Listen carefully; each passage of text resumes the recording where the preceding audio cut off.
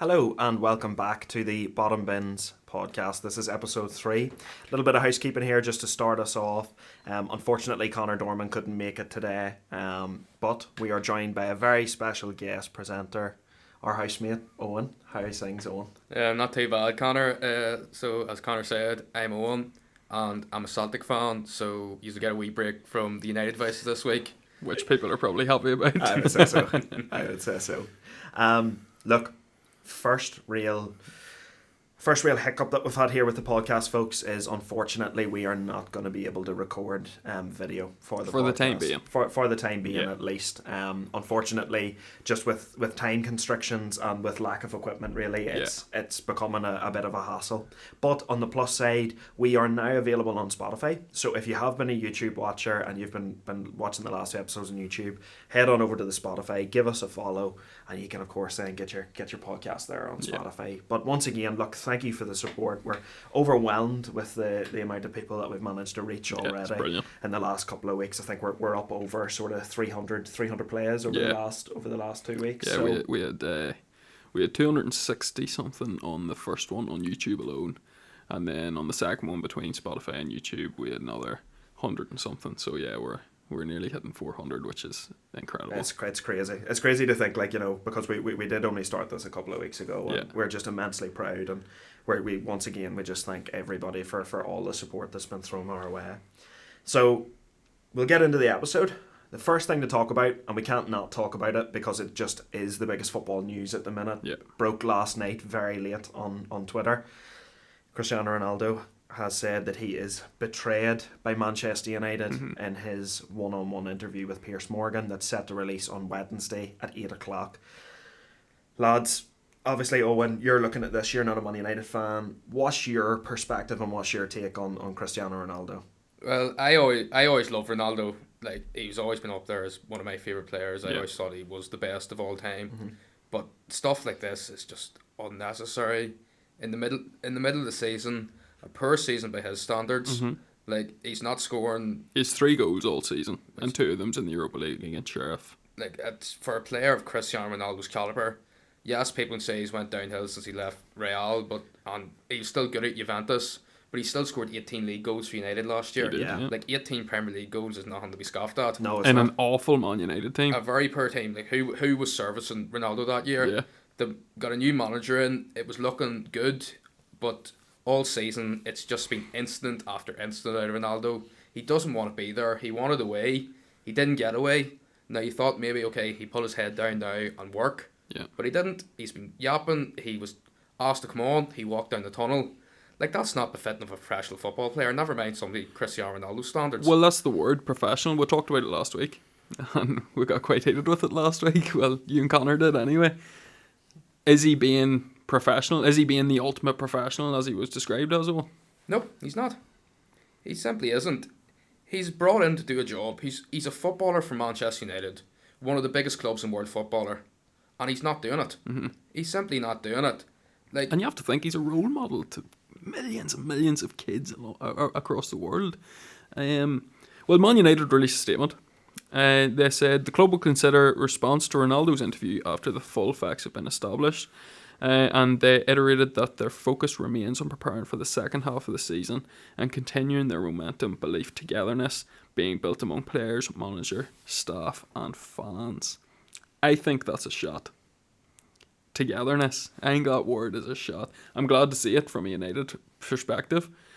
I think, and I'm sure you agree, Connor, he's out of order and he should never ever play for Manchester United again. Yeah, well, look, I mean, once again, we touched on this last week. After everything that happened in the summer, I didn't want him pulling the shirt on again. I just thought the trust is broken now at this stage, and I couldn't really understand how he was going to work a way back into the team. And as Owen rightly pointed out, it has been incident after incident. Yeah. We had what I would say, the lack of respect for Ten Hag during the friendly against Rayo Vallecano, when Ten Hag was giving him orders and he was just whatever. Who are you to tell me what to do? Then obviously we had the incident refusing to come on, the constant moaning and yapping because he's been sitting on the bench. No, like, you've been sitting on the bench because the cold hard reality of it is you're not Manchester United's best out and out striker. Yeah. You're not good enough anymore. You're not. You're like, okay, fair enough. There is a level for Ronaldo still to play at. I don't believe it's in the Premier League. Yeah. I believe it's elsewhere. I could see him going back to Italy. I could see him going back, or maybe trying Germany, something along them lines. But at the highest level in the Premier League, I just don't think that's where Ronaldo's at anymore. As a United fan, do you think he's tarnished his legacy? It's so difficult to say. It really, really is. Obviously, it's raw at the minute. It only happened last night, and I'm ripping. Yeah. I'm really, really angry. But at the same time, I'm not going to discount all the great memories and all the great things that he's done for the football club. Yeah. It's just so hard to say, lad. I'm just so torn at the minute. Like, I'm honestly, last night I was fuming. I was absolutely fuming. I was going to go upstairs. I was going to rip my Ronaldo jersey too. I was ripping, but I've sort of taken a wee bit of a backstep today, and I've let things play out over social media. Well, you've still got him as your screensaver on your laptop. Yeah, I do. I do, to be fair. I can't sit here and criticise too much. But no, look, it's annoying. I seen as well today on social media the speculation is he's going to be fined $1 million. Yeah, by United. That's 2 weeks' wages. That's which is nothing to Ronaldo. Which is nothing to Ronaldo really when you think about it. But I don't think he pulls the shirt on again. I think that's Ronaldo and Manchester United finished. Where's he go from now? Does he go back to Sporting? I know he said Germany, but who wants him? It's all about who can afford him, lad. Well, that's it too, but who's willing to take a risk on a player whose attitude's like that at the minute? And it's crazy that we're even saying Cristiano Ronaldo is a risk signing. Arguably the best player of all time, and he's a risk signing for every club in the world. But if this was 5 years ago, it's not a risk. Yes. The problem is he's now 37. He's soon to be 38. Yeah. You're not going to get many years out of him. And this is the thing. I think this season has shown that he's not capable of playing at the top level anymore. Well, do you think it's a performance risk then, or a professionalism risk? I think there's both. I think it calls both into question. Performance-wise, I don't think you get the same Ronaldo anymore. Yeah. Look, how many times did we say it last season to one another where we actually thought Ronaldo was hindering the performance of the team as opposed to helping the team and kick us on. Even when he was scoring goals. Even when he was scoring goals, exactly. Look, and then, you get ex-pros coming out and saying, the man scored 24 goals last season, how can you drop him? Like, especially the likes of Roy Keane, who I just can't listen to be honest. Yeah. Okay, fair enough, he scored 24 individual goals for himself. Did they help the team? No. Where did we finish in the league last year? 6th? 7th? I don't even know where we finished. But we were terrible. Yeah. Did that kick us on any? Did those 24 goals really help us? No. I actually argue if Ronaldo hadn't been part of the team last year, I think we might have done a bit better than where we actually finished up. Well, my opinion last week was that Ronaldo should be sold in January, given we got a replacement. Now I just want him out. But I just think... I did think Ronaldo could have stayed at Man United until the end of the season. But after he said that he doesn't respect Ten Hag because Ten Hag doesn't respect him, I can't see that being true. No, I can't see that being true. His days are numbered. His days are numbered. And I've seen a few ex-pros come out and said, maybe there wasn't a concrete conversation between Ten Hag and Ronaldo regarding what his role at the club would be this year. But I think Ronaldo has to be a realist. He has to look at the situation and understand that he's not the same footballer he was 5-10 years ago. And I think he just needs to come to terms with the fact that maybe his role at a club is just to be a support man. Yeah. Help garner the young kids. Help make them better players. And ultimately play bit part minutes. Well, I have a question for you as a United fan.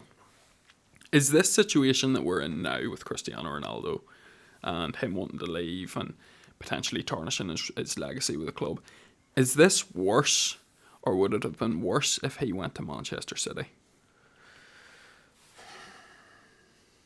I'm going to be honest with you, and I'm going to be honest with the listeners as well. I know Man City are in the same city as us, but I don't really count the Manchester derby as that much of a derby, to tell you the truth. Like, don't get me wrong, like, obviously it is a derby. Yeah. they're right beside each other. And it's always a big game. And it is a big game, but like my rivals in my head when I think of Man United and the Premier League, it's Arsenal, it's Chelsea, and especially Liverpool. Yeah. I think Liverpool's Man United's biggest rival. Yeah. So if he had a sign for Liverpool, oh God. Yeah. I would have really kicked off. Yeah. But if he had a sign for City, it wouldn't be nice seeing him play for another club in the Premier League, but that's all it would have been to me, playing for another club in the Premier League. Yeah. Not necessarily that I care that much that it was be Man City. That's fair enough. Owen, what do you think? What's the final verdict on Ronaldo? Is he staying at United, or is that him done? But I can't see how he can stay at United. Yeah. I can't see how he can be in the building, in the training ground with a team that he's essentially thrown under the bus. Yeah. With a manager who said, I don't care about you. Yeah. And you said yourself there, he scored 3 goals this season. If you take the name Cristiano Ronaldo out of it, who in world football is going to pay big money on wages for a 38-year-old striker who scored 3 goals this season? Yeah. Nobody's going to do it. No. If you take the name Ronaldo out of it, and that's simply what it is, football is results business, and he's not demonstrating the results. He's throwing the toys out of the pram. I can't see any benefit for a club to say Ronaldo at the minute. That's fair enough. That's completely fair enough. Yeah, look, I think myself, like when I was asking you there about professionalism or performances, I do still think, and I always will think, that Cristiano Ronaldo can offer something, and he will always bring goals to the table. Yes, fair enough, he's only brought 3 goals in a bit part role for United this season. But I do think the attitude problems and him trying to get away all summer made him, in his mind, worse. I still think he's got the ability. Obviously, he's a bit long in the tooth in comparison to what he was a few years ago. But yeah, no, I can't see it. Will we move on? Yeah. So let's get straight into the fixtures. The first one being City versus Brentford, a 2-1 win for Brentford right at the death. Connor, what do you think? Crazy. It's just the Premier League is it's so exciting. That's why it's the best league in the world. Yeah, like anybody could beat anybody on any given day. City controlled the game.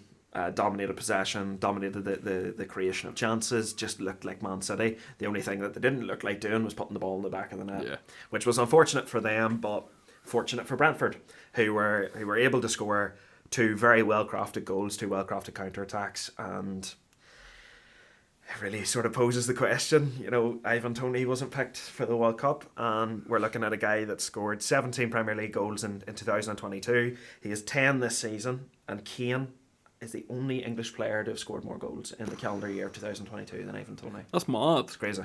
3rd highest goal scorer in the Premier League this season. Who is Toney? Toney, yep. That's incredible. Only Kane and Holland out of him. And he wasn't picked for England. He wasn't picked for England. That doesn't make sense. Owen, what do you think? I think it was fully deserved. The result? The result? Yeah. Brentford got it completely right. They let City have the ball, and City created chances. They had 29 shots, but they just didn't look their fluid selves. Yeah. They couldn't put it away. Like, only 6 of those 29 shots were on target. And Brentford should have scored more. Yeah. Especially at the end. Their counter-attacking was brilliant. Tony honestly could have had a hat-trick yesterday. Should have probably had a He could have had 5. Yeah. Yeah. And interesting to see for the winning goal. Yeah. I watched it back there, and the man defending the front post for City was Holland. Yeah. Brentford, the ball broke inside Brentford's box. Holland was inside Brentford's box, and he was the only man to get back to his own box to defend. Really? So he's run past his midfield, his centre backs. So that begs the question: why weren't those players pushing themselves? Now, Holland's the only one in that City start 11 not going to the World Cup. Was that something that was creeping into the back of minds of City players towards the end of the game? Could be. With a week to go to the biggest tournament in football, do we want to risk an injury? We think we're good enough to beat Brentford anyway without going 100%, and I think Brentford showed them up for it, and Brentford were deserved winners by far. Well, Thomas Frank said it was the best win in Brentford's history. Would you be inclined to agree? Yeah, look, it's they beat Man City. Yeah. They beat ultimately the English Premier League champions. And ultimately, yes, okay, they're second in the league, but they're still the best team in the world. And ultimately, how can that not be the best win? Especially away from home as well. You've went to their backyard and you've bashed them about the pitch. You've showed them up physically, and you've come away and you've nabbed 3 points. And now City are 5 points behind Arsenal.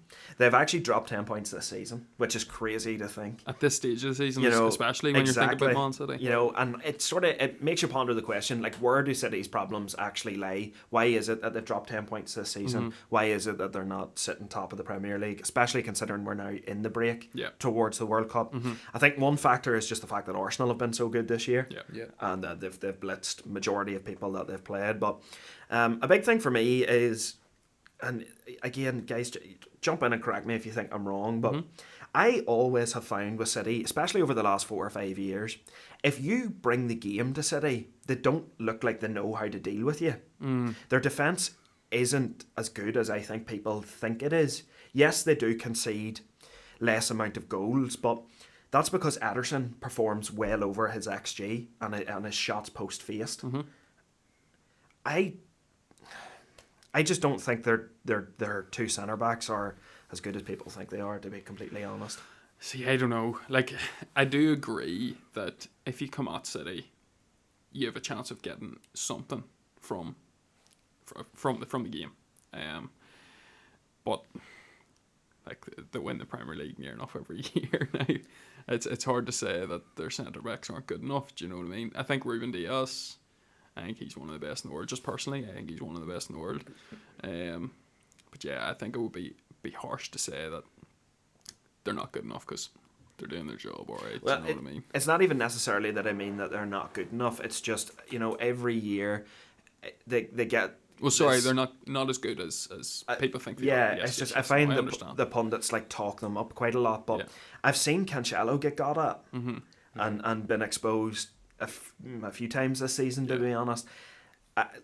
Diaz, like, in my head, honest to God, other than his debut season, I don't think Diaz has looked all that defensively great, to be completely honest. I think his on-the-ball work makes him look a lot better, but again, Diaz to me is one of those centre-backs I really think you can get at. John Stones has always been the type of defender that has a clanger in his locker.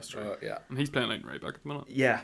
And, then you have Laporte. He's never really found his feet at City either. He's never really had a consistent run of games where you've gone, do you know what, Laporte's one of the best centre-halves in the world. To me, City were always just, if you really turned up, you could really get at them. Yeah. And I think that's where their problems lie. I think undoubtedly when they're in possession and when they're attacking, they are an absolute joy to watch because they play some of the best football I have seen in my lifetime. I think it would possibly rival the great Barcelona side. But I just think defensively they're a bit leaky. Well, surely they bounce back from this result, though. They have to. The World Cup. They have to. Well, it depends. If people come back from the World Cup injured, who knows? Yeah. Well, moving on to the second game. Sorry, Owen, did you something to say? I was going to say, we're looking at City now 5 points behind Arsenal, but if it wasn't for a questionable penalty decision last weekend, let's say against Fulham, It's true. they'd have another 2 points dropped. So City's been on a bit of a ropey form recently. Yeah, including Europe. They drew with Copenhagen. Yes, that's right. Like, it's not really being talked about because obviously it's City, it's all right. But if this was a United... They already won the group, though. I know they had already won the group, but even still, a 0-0 draw at home to Copenhagen is still not what Manchester City's about. I understand. And they lost to Liverpool. They dropped points yesterday, losing to Brentford. Yeah. Like, they drew with Newcastle as well. Like, this is not becoming of a City team. If you think last year when they're fighting Liverpool for the title and they won, Liverpool win, City win, Liverpool win, City win, a draw looked like a 7-0 defeat. Yeah, it did. It's just, it doesn't seem right nearly. Yeah. And it's a weird league this season. It is weird because you're looking at Arsenal at the top and you're thinking it's Arsenal that fall off. Yeah. But they haven't fallen off yet. Yeah. No, well, let's talk about them. Let's talk about them now. So it's Wolves and Arsenal. A 2-0 win for Arsenal away at the Molineux, which is a very, very tough ground to go to. Obviously, Wolves are bottom of the table, not performing well. Yeah. But another win for Arsenal. You used to be an Arsenal fan anyway. What do you think about that? They're going great. I think they're playing really well. I was watching the game and Odegaard is in the form of his life nearly. Yeah. Like, Odegaard is finally starting to become that player that people are talking about when he's made his debut at 15 and he signed for Real Madrid.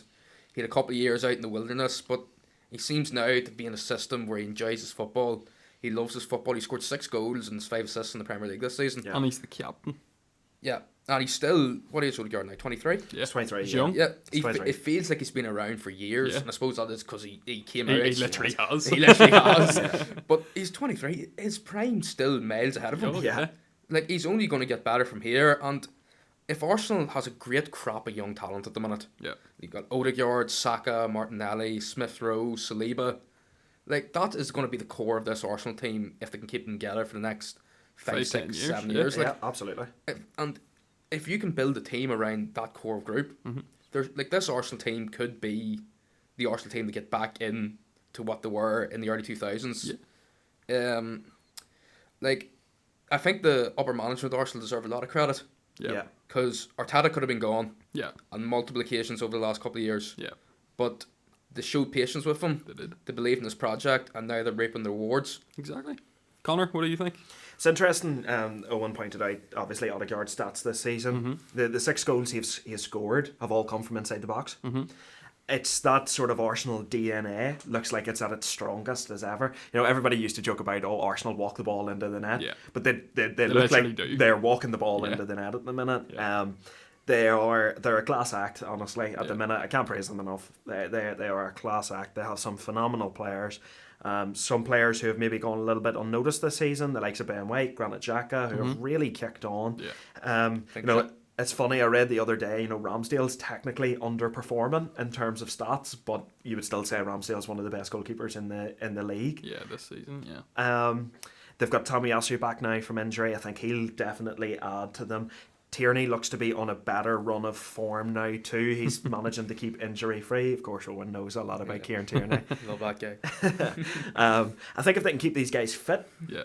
I don't see any reason why they drop points now, because they just look like the real deal.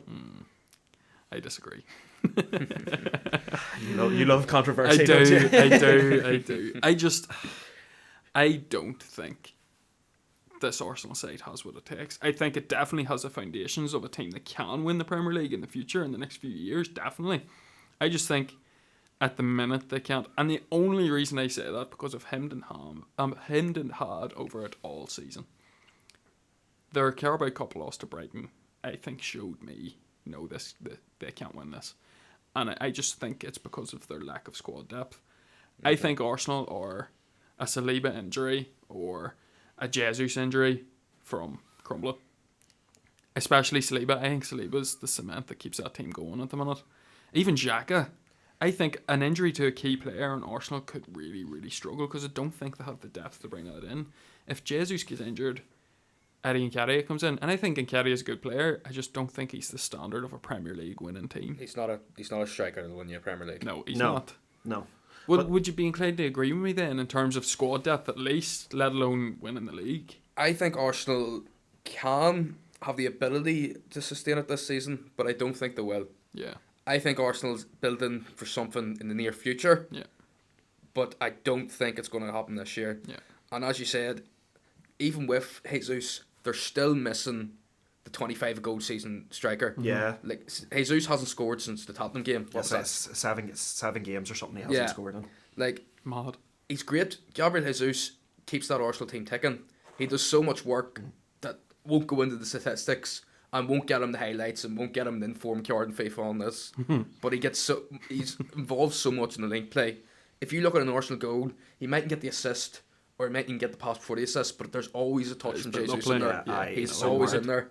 And I think a player who deserves a lot of credit for Arsenal this season is Granit Xhaka. Yeah. His career looked dead and buried after he stormed off the pitch against Palace. And that was still under Arteta. Still under Arteta. But his revival has been fantastic. He scored 3 goals this season. Yeah. For a player who couldn't score to save his life. And he only scores bangers. He does only score bangers. Yeah, he does. Speaking of Odegaard scoring it only inside the box, Granit I know, Xhaka exclusively scores from outside the box. Yeah. And it is exclusively outside the box. Right, well, we'll move on. And let's talk about Newcastle versus Chelsea. It's crazy to think that this was a match between 2 top 4 sides. So Newcastle now moving up into third, a 1-0 win over Chelsea. Are they the real deal, Connor? you can't, again, I'm going to say the same thing that I say about Arsenal. Yeah. You can't not look at them as legitimate contenders for that, for top four and for playing in the Champions League. I think if that current crop of Newcastle players actually played in the Champions League, I think they would qualify from a group. Oh yeah, yeah. Their mentality and all is fantastic. I think they're that good and they're that well coached. Funny, I seen today, massive news story broke earlier this morning. A target for Newcastle in the summer was Bayer Leverkusen's Moussa Diaby. Right. He was touted at 40 million in the summer. Newcastle are going to go back in for him in January, if you read into the speculation. This time the price has raised to 60 million. I feel Newcastle definitely need to spend in the summer if they want to solidify the top four spot. Yeah. And a player like Diaby suits them perfectly, especially with the injuries to St. Maximin and Isak. We touched upon it last week that I thought they had to go into the market and they had to strengthen. Well, Diaby definitely makes them stronger. This season in the Bundesliga for Leverkusen, Moussa Diaby has made 15 assists, he has scored 6 goals and he has 3 assists. He's actually now transitioning from a winger to more of a centre forward, number 10 type player, but obviously still has that ability to play on the wing and can even play up top if asked to do so. I think he's a fantastic player. Is he in the French squad? I think he was. I think he was. I think he was picking the French squad this season. Yeah, he has. He's been going well. I think he might be. Yeah. I think he would make Newcastle all the better. Yeah. Imagine him on the right and St. Maximin on the left. That's he's like up top. With a midfield three of Joe Linton, Bruno Guimaraes and Almiron at the 10. Insane. With either Wilson or Isak as your striker. Yeah, it's mad. That's crazy how good they've become in the space of 2 windows. And it's brilliant because they haven't bought that big name. Obviously they spent big on Alexander Isak. Yeah. But they haven't bought that huge name. What do you think about Newcastle? Well, obviously when the Saudis took over, it was all touted, Haaland, Mbappe, all coming to Newcastle. But they brought Eddie Howe in, who's a great manager.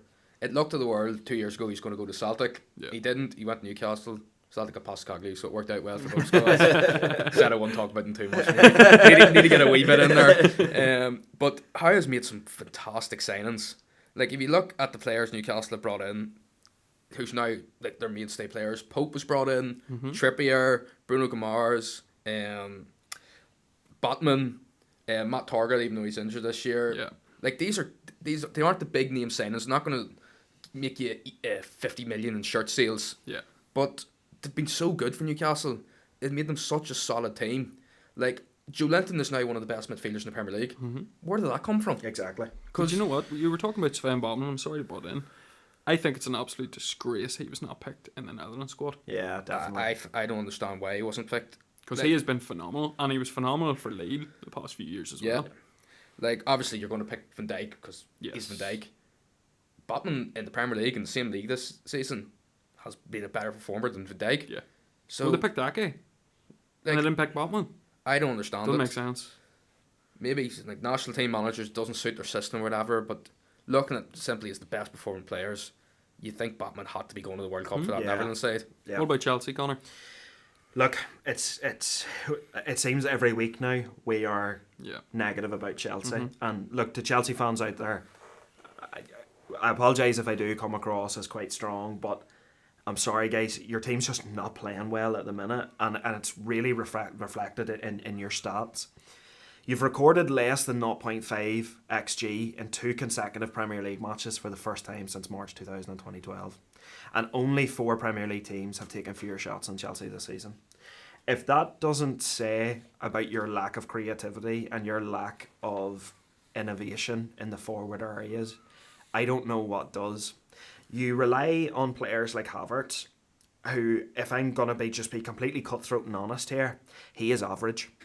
He will never be anything more than average. I'm sorry, he doesn't cut the mustard in the Premier League. Pulisic, average, and will only ever be average. Pulisic is the American Dan James. No, he's the LeBron James of soccer. Sorry, the LeBron James of soccer. He is terrible. He is absolutely brutal. Mason Mount is overrated. Agreed. Aubameyang is not going to carry you through this spell. I don't know what Chelsea do. I really, really don't. But Potter, I think, has more of a job on his hands than people would care to admit. Yeah. Well, we would all Well, I definitely would consider Peter Drury as the greatest commentator of our generation. To be honest, I think he's an absolute poet. Yeah, it's the exact word for him. Well, he was talking about Chelsea yesterday, and he said Chelsea is the most consistent team with 1 win in August, 1 win in September, and 1 win in October. It's just like a menstrual cycle. If they don't win in November, we'll all know that Chelsea are pregnant. And he went on to say, the Potter is building a type of pressing team at Chelsea. Depressing. It's telling. It's telling Chelsea should not be in the situation that they are, considering how much money they spent. No, they shouldn't. But the main thing for Chelsea board to think about, though, is Graham Potter is playing with Thomas Tuchel's team. Yes, he is. So Graham Potter will not be able to implement his identity on that team until he gets January and the summer signings into that squad. The Chelsea board have to be willing to give him time, because as he showed with Brighton, Graham Potter is a great manager, but he's playing with Thomas Tuchel's team, and it almost seems like some of those players don't care. There's no creative spark whatsoever. Like, at any point against Newcastle, did Newcastle feel worried? No. It was comfortable. Yeah. And although Newcastle have now come on their third in the league, rightly, a Chelsea team shouldn't be going to St James's Park and making Newcastle completely comfortable. Yeah. Well, fans are calling for Potter to be sacked already. But that's just Chelsea fans for you, lads. That's just fans. They honestly, they were a laughable bunch at the best of times. Look, Chelsea don't make the top 4 this year. It's as simple as that. Chelsea's best hope is to make Europa. Yeah. First. Spurs versus Leeds. A 4-2 win for Spurs after a thrilling encounter. What do you think, Owen? It's the second time in the last couple of weeks that we've seen the character of Spurs, where they've been down early and they've pulled it back later on to win, against the same as against Bournemouth. But the problem with Spurs at the minute, and it's really untypical of an Antonio Conte team, is they're conceding too much. Yeah. Out of the last 5 games, they've conceded 2 goals in 4 of them, and 3 goals yesterday. Mad. And yes, one of those games was against Liverpool, but they're not playing the cream of the cream. They conceded twice to Bournemouth, conceded 3 times to Leeds. Like, this is not typical of an Antonio Conte team. The cream of the cream. when the second cream was said, I was like, cream of the crop, I'm gonna keep my brother happy here, okay? Yeah. Because he's not been happy with me. Big Spurs fan. I've slated the Spurs. My dad's not been happy with me either, because they're big Spurs fans in our house. So gonna keep them happy here. So Aisling, Dad, this is especially for you. Bentancur has 4 in his last 3 games. He's looking absolutely excellent at the minute. Yeah, Shoe in to start for Uruguay at the World Cup. Looks like a serious player, in all honesty. Feature team of the week, too. Feature team of the week. Really, really good. Honestly, Bentancur's fantastic. Yeah, he really is. Great player. That Uruguay midfield is looking very good. It's Valverde and Bentancur in there. Like. Talk about keeping the ball, like. I know. They'll keep the Yeah, ball. Bentancur's playing well. Yeah, they'll keep the ball. Someone that's gone unnoticed in a couple of weeks, over the last few weeks, is Yves Bissouma. And interesting stat about him, he has won back the ball that has led to 9 shot-ending possessions. This is only in 581 minutes of football, mind you. The next best is his ex-Brighton teammate, Moises Caicedo. He has 7 ball-winning possessions that have ended with a shot, but he has done it in 576 more minutes than Bissouma. He is over 1,100 minutes, whereas Bissouma is literally sitting at 581 for those 9 shot-ending actions. Can you ask for much more from your holding midfielder? You can't. And like, this is a guy a few weeks ago that Conte said wasn't tactically up to play in his system. But from he's come in about a month ago, he's really settled in. Looks like a really good linchpin.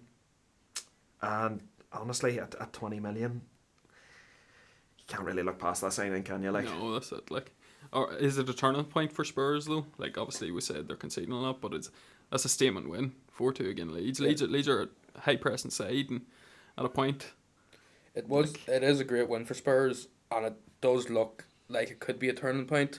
Like, it almost seems like Spurs have been poor results every week, but they're sitting 4th in the table. Yeah. Like, they're still in the top 4. yeah, they're still like when you look at their squad on paper, they are one of the top 4 sides in England. You know, some of the players that they have are absolutely fantastic. Yes, there's a few that aren't performing at the minute, but it's like I said last week, and I do stick by it. I think if Son comes back from the World Cup and he's firing again, Spurs will be absolutely fine. They will be 100%, no problem. If he doesn't though, they might be in a wee bit more trouble, because I don't think Kane can carry that load on his own. On the flip side though, with Leeds, last week they won 4-3, and this week they were on a receiving end of a late 4-3 loss. I just realised that I've been saying 4-2 when it's been 4-3, so I do apologise. So honestly, I just think that's mad. Again, that's one of those highlights that just shows, wow, the Premier League can just blow your mind at times. And again, Somerville and Rodrigo looking like the 2 absolute best players for Leeds at the minute. Rodrigo is in fantastic form. You know, for a guy who has constantly throughout his career been touted as not a striker. He's not a striker. He's not a centre forward. He's a winger. No, he's not a winger. He's maybe a centre forward. Maybe he's a number 10. People couldn't find out his perfect position. Look, he's scoring goals at the minute. You can't not look at him. You can't not look at him as one of the better sort of attacking players in the Premier League. And again, this young fella Somerville just looks like an absolute talent. 4 in a row. 4 in a row. He is serious player. And the thing I really, really like about him, and that I hope they don't take out of his game, because there's nothing worse than I hate when managers restrict young talents. First thing he does when he gets the ball is he puts his head down, he drives it on. Forward.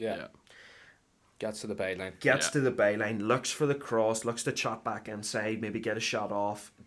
I honestly, I don't think I've seen him turn around and pass the ball back once. No. That's what you need from your Premier League wingers. You need boys that just drive at men and cause them all kinds of trouble. And I can tell you that right-hand side of the Tottenham defence was given a torrid time against Leeds, because Somerville tore them up. Really, really tore them up. It's good to see. One thing sorry, go ahead. I'd add to that game is I don't think Tottenham's first goal should have counted. It was as clear a foul on a goalkeeper as you can see. And I'm biased because I'm playing Nats myself. But not only did Højbjerg go into him, Richarlison decided to use Højbjerg as a battering ram to make sure Højbjerg went into him. And the ref didn't give it, and VAR didn't think of it worth looking at it. Now on the flip side, for Leeds' first goal, Tottenham fans might argue Bentancur was fouled. But I just don't understand how VAR cannot pick up on a foul like that, leading to a goal in what ended up being a 1-goal game. Like, for a team like Leeds, who you don't think they've a lot of quality, but at the end of the day, they are still down at the bottom end of that table. You can see how much 1 point makes a difference. Remember a couple of years ago when the goal line technology stopped working and it kept Villa up and it relegated, Bournemouth? And look at how Villa went on from that, and we've been fighting up at the top end of the table the last couple of years. It's massive. Well, from one young talent in Somerville, we move on to another in the match winner in the Manchester United and Fulham game, Alejandro Garnacho. Connor, you have a big smile on your face. What's that about? Who needs Ronaldo, lad? We've got Garnacho. Viva Garnacho. He's unreal, honestly. He's United keep putting up star boy, and he is the star boy at the minute. Like, he's just so exciting. Some would say generational. Those who do are a bit silly. But, honestly, it's again, like I said about Somerville, it's refreshing to just have a talent that doesn't pass the ball backwards, and that just puts his head down and drives at men. And again, I've seen this too often with academy products that come out of Man United. Rashford used to do that when he first broke out of the academy, and he was just electric. And I want Garnacho to be the same. I want him just to keep putting his head down and driving at men, because he has pace to burn, he has the tricks, he has the skills. We've seen the step overs, the nice wee fancy flicks, so I want him to keep it going. He's the second youngest 90th minute goal scoring teenager in the Premier League. Can you guess who the number 1 was? I know who the number 1 was. Kiko Makeda. Kiko Makeda was the youngest 90th minute goal scorer in Premier League. And what a goal it was. Some goal. Won us the league in 2009. Yeah. It's no coincidence that the 2 youngest players are Man United players. We are a club that's known for scoring late goals, and I think things like that just make you think it's written in the stars, really. You know, the things like that can happen. He pulled out the Messi celebration last night as well. He did. And then Ronaldo came out with that interview. So is there a coincidence there? I think not. I think not. I think, can I just highlight another Man United player though? Yes, I know it's fantastic to talk about this young aspiring talent, but look, Bruno didn't play last week, and we highlighted last week when we were talking about Man United their apparent lack of creativity when Bruno was not in the side. I wanted to back that up this week with a little bit of fact. Bruno is the second highest open play chances created with 29 this season in the Premier League. He's tied second with Salah. He takes 1.8 shots per 90 and 2.4 big chances created per 90. Is he United's best player? I think so. Yeah. I think Bruno's far and away United's best player. He really does frustrate me at times, especially when he just consistently gives the ball away. But I understand that 1 in 100 that does come off is the one that you get many the times goal right from. at you, I know. But I really seen it yesterday because he just tries and at times he looks like he's the only one that's trying, and he's just a class act. Well, yesterday was his 100th Premier League appearance, and in them 100 games he has 38 goals, 26 assists, 243 chances created, and 2,558 passes in the final third. It's crazy numbers. If that doesn't show that you're one of the best attacking midfielders in the world, I don't know what is. McCardle, what's your take, not being a Man United fan? What do you think of Bruno Fernandes? I think he's a great player. I do think he gets a wee bit unfairly criticised. But as you said, you think he's United's best player. Everything kind of ticks for him. So if he's not ticking, United's not ticking, which is probably why the brunt would come back on him. Yeah. Which it shouldn't be. You shouldn't be relying on one man to do everything for you. Obviously, you look at the numbers and you kind of sit back and go, God, I've unrated him a bit unfairly. I've always thought Bruno Fernandes was a very good player. I never really would have put him in that band for the likes of Kevin De Bruyne. But obviously he's doing the numbers to show it. Maybe it's because De Bruyne has the hardware to back it up. But he's obviously a really, really strong footballer. And he makes that United team tick. Without him, God knows where it would be. Yeah. So no, I agree. And speaking of players who make teams tick, I think Fulham without Mitrovic, there's something wrong there. Well, to be fair, Fulham have put it up now to Manchester United and Manchester City in 2 consecutive weeks. They're obviously a better team than they were any other time they've come up from the Championship. But without Mitrovic, they look a bit lost up front. Connor, what do you think? Yeah, well, I actually thought, I had a bit of criticism for Vinicius last week, but I actually thought he played quite well yesterday. He did. I thought he looked a lot better, a lot sharper. Maybe he's just actually starting to grow into the role a wee bit. Dan James, written in the stars, of course he was going to score against Man United after me for 3 or 4 years calling him pace merchant and useless. I just want to highlight one Wolves player, one the Welsh player. Pulisic. The LeBron James of soccer. João Palhinha, again, we touched on him last week. 65 tackles in the Premier League. It's the most this season. 9 tackles last night against Manchester United. It's the most in a Premier League game this season. I just think he's absolutely phenomenal. And I can't, once again, I'm going to stress, I can't believe that the top 6 did not look at a player like that and think at 18 million, that's a good buy. Yep. So all credit to Fulham. You have got an absolute established international player that's going to the World Cup on your hands. He's made 15 appearances for Portugal. He's probably going to start at the World Cup for Portugal realistically. So all power to them. Fulham will be absolutely fine this season. Yeah. Palhinha, he could be. He could well be. He could be. And I wouldn't be surprised if he got a big move in the next 2 years if he keeps it going. Yeah. Okay, moving on. We're going to talk about Liverpool and Southampton. 3-1 win for Liverpool. Liverpool coming into a bit of form. Darwin Núñez scored 2 goals. He's been criticised recently, and Jesus has been bigged up as this big, massive signing for Arsenal. He's been fantastic, but Darwin Núñez, I think he has the same amount of goals or even more now. 5 goals apiece. 5 goals apiece in the Premier League. And Darwin Núñez has been considered a flop. Owen, what do you think? I think Darwin Núñez was always going to get judged on Erling Haaland. Yes. Because especially with that Community Shield. Especially the Community Shield game. City and Liverpool have been at the top table for the last 3 or 4 years. But a big money signing. I almost feel that if Haaland hadn't have started the way he has started, which is historical, Nunez wouldn't be getting the flack that he is getting. Like, at the end of the day, Nunez is a young Uruguayan player. Yeah. He's come from South America and went to Portugal. He's now in a new country, an English-speaking country, culture completely different. He's in a new city. He doesn't know anybody in this city. He's just come out of nowhere, and he scored 5 Premier League goals this season. He started off really well. Like, the red card against Palace is probably the catalyst that dropped Nunez back a wee bit. Yeah. It kind of stunted him a wee bit. Yeah. But before that, he came on against Fulham the last 20 minutes when Liverpool were 2-0 down, scored a goal and got an assist. Saved Liverpool at the start of the season when we thought, that's going to be a big 2 points drop in the title race. Obviously now Liverpool haven't performed to the levels we know Liverpool can. But they're starting to come back in, and they're starting to get big wins. That win at Tottenham was a massive win for Liverpool. Yeah. I do still think Liverpool will finish in the top 4. Yeah. Well, they're 6th at the minute. Connor, what's your verdict on Liverpool and ultimately Southampton? Yeah, Liverpool, I think, are looking much, much better at the minute. Definitely starting to look like the Liverpool of old. A player yesterday that I thought was phenomenal as well, Andy Robertson. He had 2 assists. He created 6 chances as well. Looked like himself again, really bombing down that left-hand side, commanding that touchline. He was fantastic yesterday. Even in midfield yesterday, Liverpool looked to keep the ball a hell of a lot better.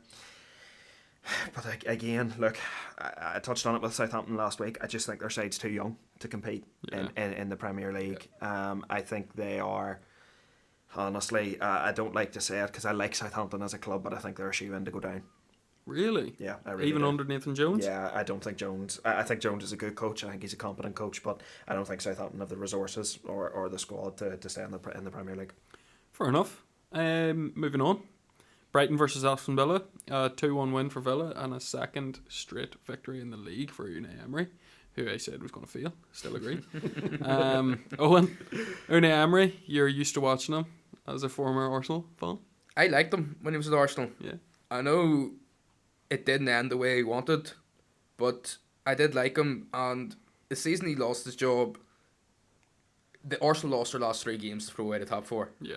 If Arsenal had won one of those games, there's a good chance that Arteta wouldn't be the Arsenal manager. Yeah.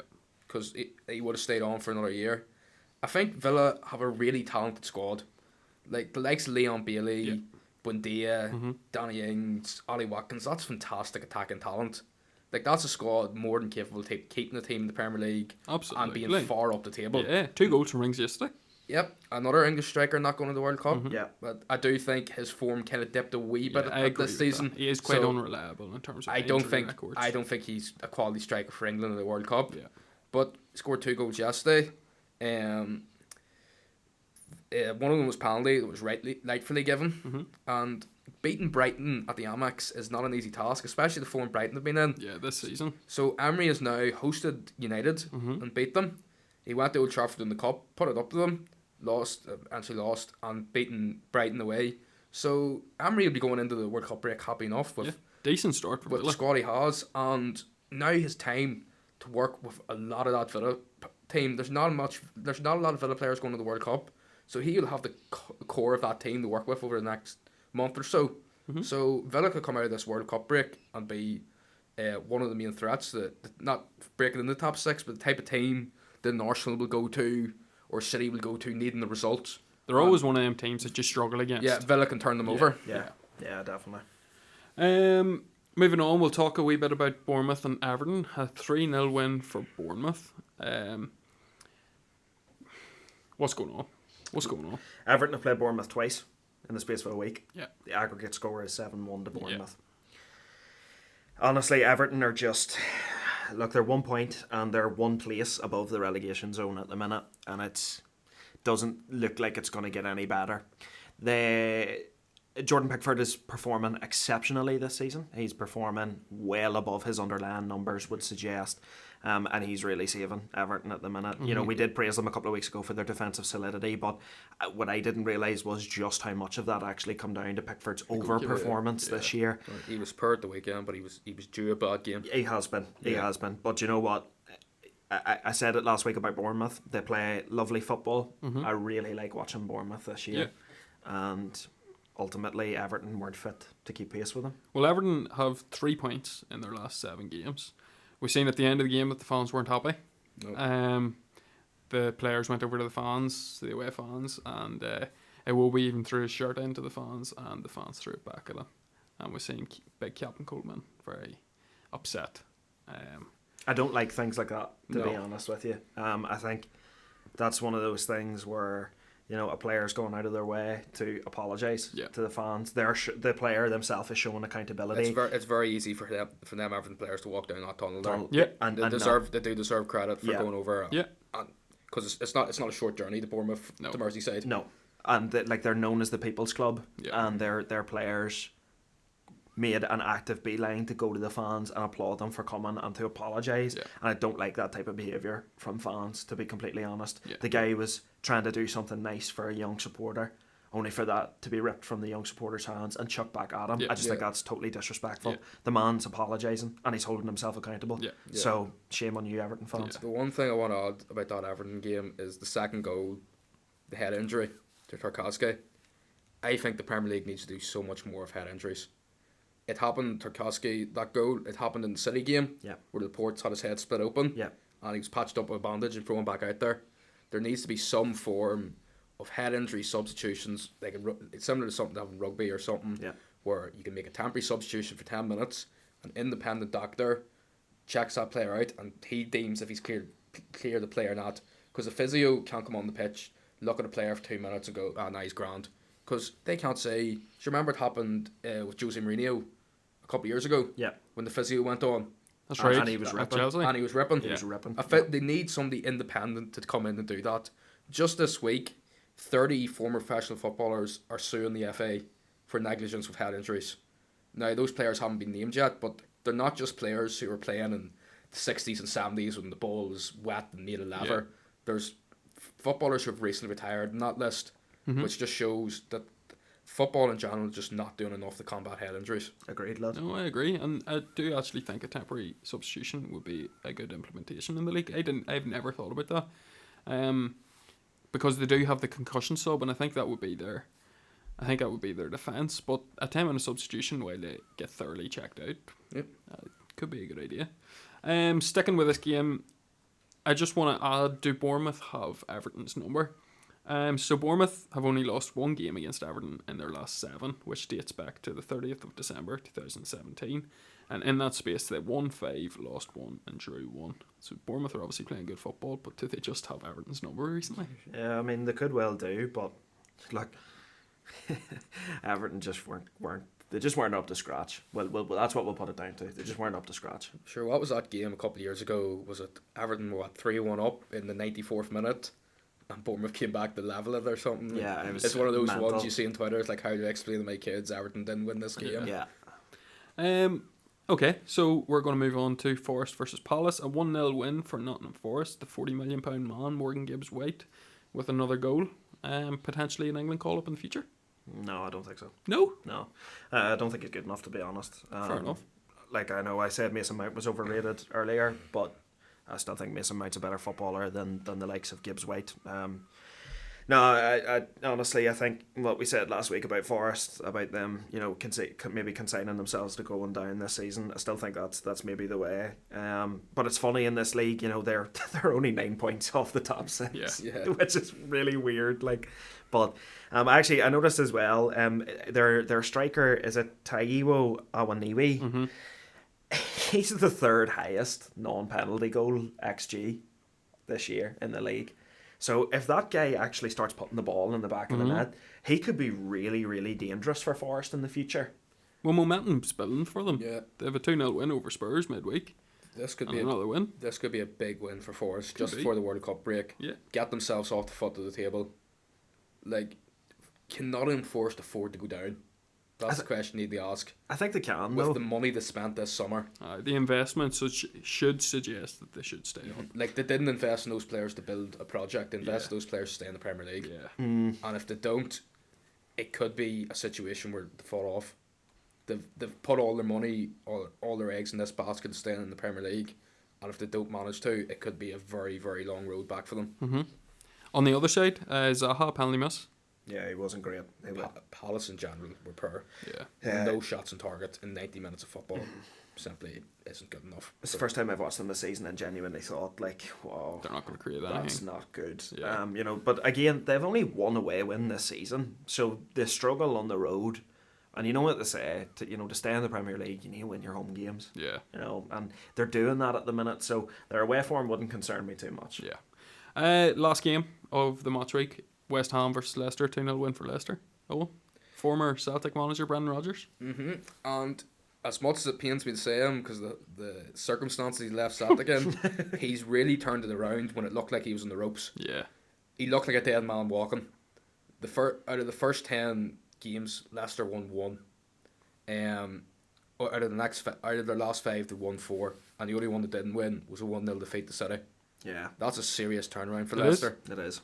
It's massive, massive. Even, Danny Ward, their goalkeeper, a lot of people had him written off as the worst keeper in the league. Yeah. Well, he has 6 clean sheets this season. It's the 3rd highest in the league. So He had one curse save from a header yesterday. I can't remember who it was looping over him. Yes. And he just got a hand to it. The commentator thought it hit the crossbar. Yeah. It was an outrageous save. He's doing well. He's picked it up. He looks like a genuinely good goalkeeper.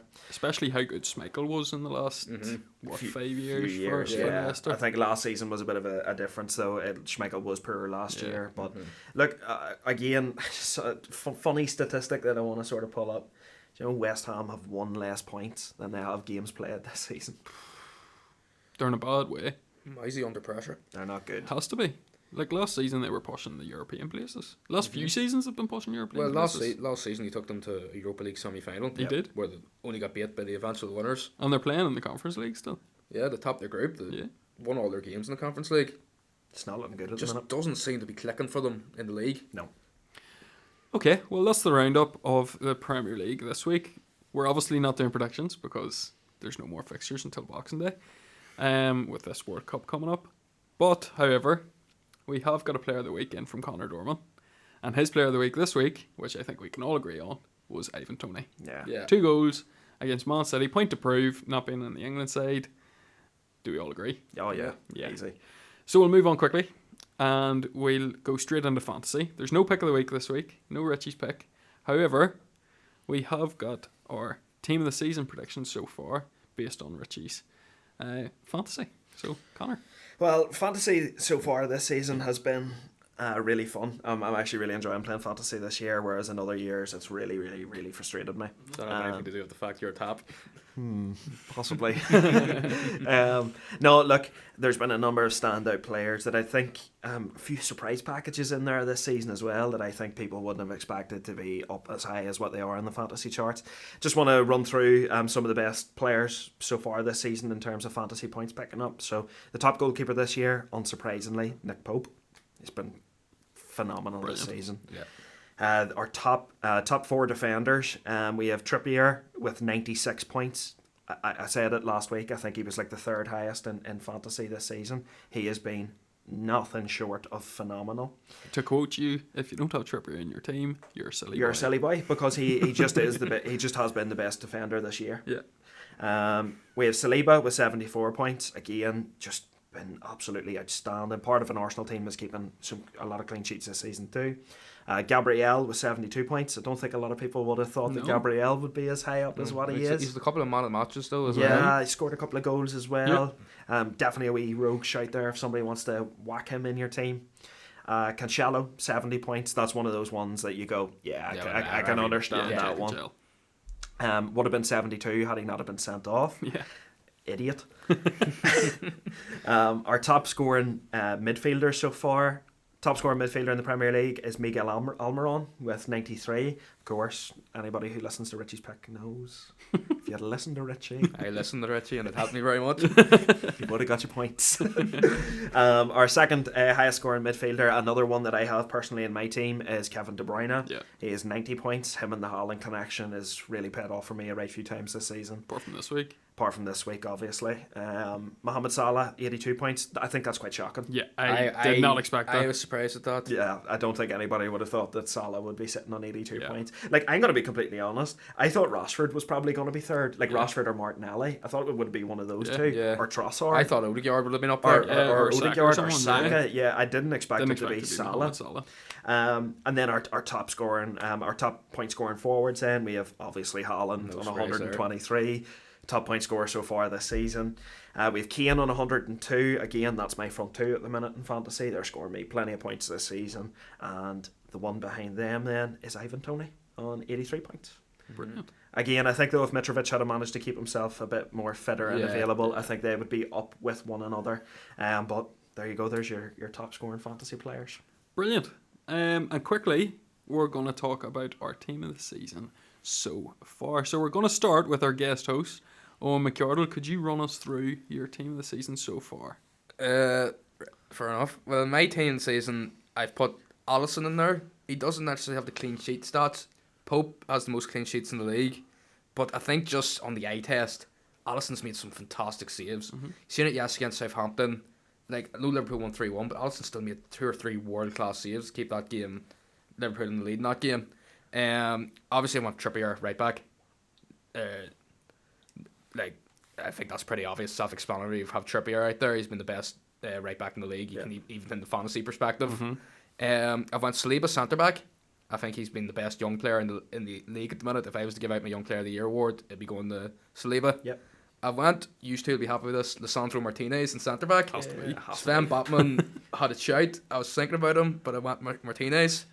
I went Cancelo left-back, because obvious it's reasons. Cancelo. Like. Yeah. My midfield 3, I went Bruno Guimaraes. Yeah. I went Miguel Almiron. Yeah. And I went Kevin De Bruyne. Mm-hmm. I think all 3 of them are pretty self-explanatory. Mm-hmm. I think Bentancur's put himself in a bit of shout the last couple of weeks. Fair enough, he has, yeah. And my front 3, I've went Saka on the right, Erling Haaland up top, and Martinelli on the left. Wow, and who would be your honourable mention? Well, honourable mention, Sven Botman, Bentancur as I mentioned, Nick Pope not getting in there in goals. So who would be your one? Which of them 3? Nick Pope. Nick Pope, yeah.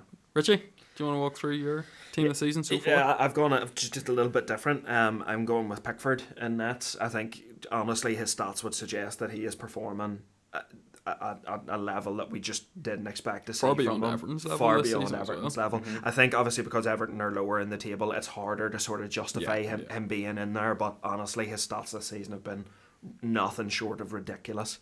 Right back, it's hard to look past Trippier, obviously, but I want to give an honourable shout to Diogo Dalot. I think Dalot is just behind Trippier at the minute. He has played well.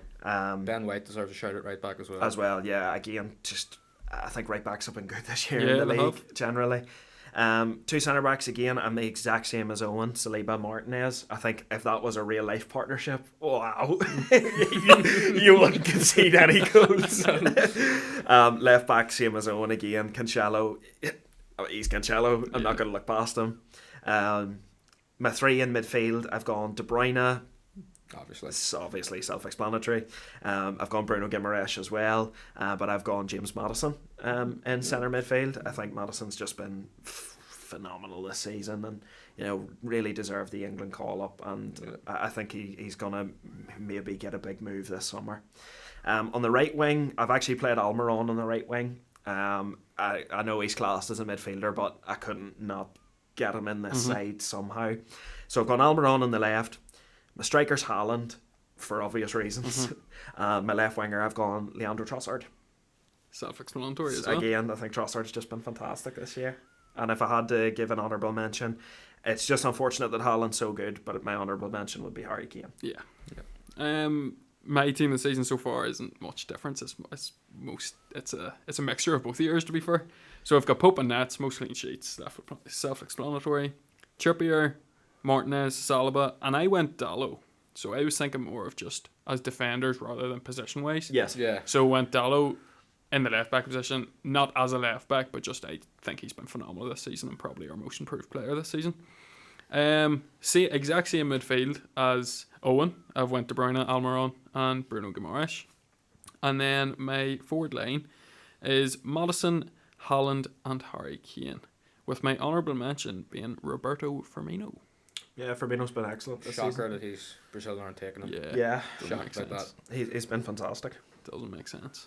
Fantastic. So will we move on to Odie's opinion, the final segment of the podcast? So my opinion this week, and guys, I want your input. Sorry, I do not think that Gary O'Neill should be sacked to make way for Marcelo Bielsa at Bournemouth. Owen, what do you think? Well, he's got Bournemouth ticking, hasn't he? He has. Beating Everton twice in a week, scoring 7 goals in the process. He's not showing any reason that he shouldn't be there. I know he's only there as the interim basis, but sometimes, especially in sport, if you're given an opportunity, you have to take it, and he's grasping it with both hands. He's done nothing wrong since he's been in there. Yeah. Well, Bournemouth have 13 points since Parker's been sacked. They're sitting 14th in the league, 3 points above the relegation zone, and they're playing good football, as we said earlier. O'Neill seems to be getting the best out of players like Kiefer Moore, who's got 4 goals. Philip Billing as well with 4 goals, and their big money signing Marcus Tavernier starting to perform as well. He's got 2 goals and 4 assists. But this US businessman that's taking them over, Bill Foley, he wants Bielsa apparently. I think O'Neill should be given until the end of the season, at least. Yeah. Because Bielsa, in his last 13 league games with Leeds, he only had 8 points. And that was 16 goals scored, but 42 goals conceded. Connor, that look of shock on your face. 42 goals? 42 goals conceded. Wow. Yeah, in 13 games. Wow. Like, don't get me wrong, I knew Bielsa was a bit expansive with his football, but 42 goals, that's mad. Yeah. Look, Bielsa, he has pedigree, there's no doubt about that. And he is one of those managers that the neutral loves to watch. But I would say in those last days at Leeds, I think the Leeds fans would have been pulling their hair out, looking for the change, you know. And Jesse Marsh had to come in and then really pull them out of a hole. I worry about an appointment like Bielsa at a team like Bournemouth. There's not a lot of money available. I think Gary O'Neill is doing a better job than most people would have given him credit for, and maybe most people would have predicted. I'd say most people would have predicted that Bournemouth would have went and got themselves a manager by now, but the fact that they're holding off tells me that maybe they're putting a bit of trust in O'Neill, a bit of faith in him. Again, look, yes, he's only 3 points above the relegation zone, but they play really good football, and I have no worries about Bournemouth, to be honest. I don't look at Bournemouth and I don't say, yeah, they'll be relegation scrapping this year. Yeah. Like I think they're a really good side. They play some lovely football. So I don't think the fans would want O'Neill sacked either. Yeah. The only thing I will add is if you are going to make a managerial change, now's the time. Yeah, with this break. You have a month to bring a new manager in and get him with playing his way. Yes. And a club like Bournemouth, I know Kiefer Moore is going to the World Cup. Yeah. But there wouldn't be too much more from Bournemouth going. So he'll have his full squad to work with for a month before the season restarts. Yeah. So it nearly is like a new season starting. Yeah. This is the time, if you have to make changes, and get them. Yeah, no, I agree. I also, just one more point on Bielsa. Something I always find quite strange about him is he doesn't speak any English. That's true. And sometimes I find with managers that can be a little bit of a hindrance. And I just don't feel. I just feel Bournemouth will be fine under O'Neill, and I just don't think they need to make that management change. At least until the end of the season. Yeah. Well, there you have it. Gary O'Neill shouldn't be sacked to make way for Bielsa at Bournemouth, and I think we're all in agreement at the moment. So, Connor? Yeah, once again, look guys, thanks very much for listening to episode 3. We have some very, very exciting news this week. We are recording 2 podcasts this week. We have today's episode, which will be out on Wednesday. You'll already be listening to this. I don't know why I'm saying that. But we have a second episode that will be out on Friday. Yeah. Massive episode. We are doing a mega bonanza World Cup breakdown. This episode will be slightly longer, our World Cup episode, and we are going to be going through the groups, bringing you all the action from the World Cup. Going to be talking about some of the star players, some of the managers that we think that are going to push their sides on. Predictions, dark horses, all that good stuff. Top scorers, who's going to have good tournaments, who's going to be our wonder kid that's going to break out and make this World Cup their own. Spoiler. It's Jude Bellingham. So yeah, look out for that one. That's going to be out on Friday. That episode's going to be probably around 2 hours long, I would say. It's going to be a bit of a Fair longer, bit of a longer episode. But look, it's all in anticipation for the World Cup. Yes. Everybody's excited. Football is going to be in our university house every single day over the World Cup, which I am absolutely buzzing for. Listen, Owen, thank you so much for coming on. Thank you, Owen. We Brilliant. hope you enjoyed it. Thanks for having me, lads. Absolute pleasure. So, listen, we will see you hopefully on Friday then for the second episode. And we'll see you on Spotify. And once That's again, right, finally. see you on Spotify. And thank you very much for listening. Thank you, everybody.